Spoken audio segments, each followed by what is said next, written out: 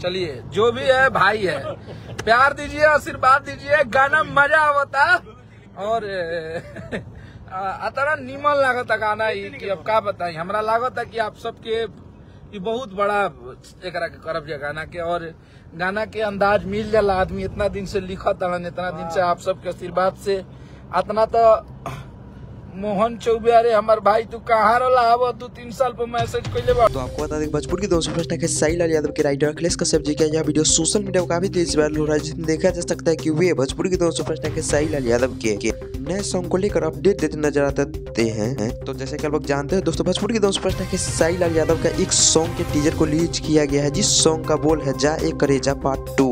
वैसे तो सुपरस्टार के साई लाल यादव के फैंस इस सॉन्ग का बहुत बेसब्री से इंतजार कर रहे थे और काफी डिमांड में भी यह सॉन्ग था, परंतु सुपरस्टार के साई लाल यादव ने इस डिमांड को देखते हुए कल सॉन्ग को रिलीज करने की सोच रहे हैं। तो अब तक बस इतना ही दोस्तों, मिलते हैं नए वीडियो में नए कॉन्सेप्ट के साथ।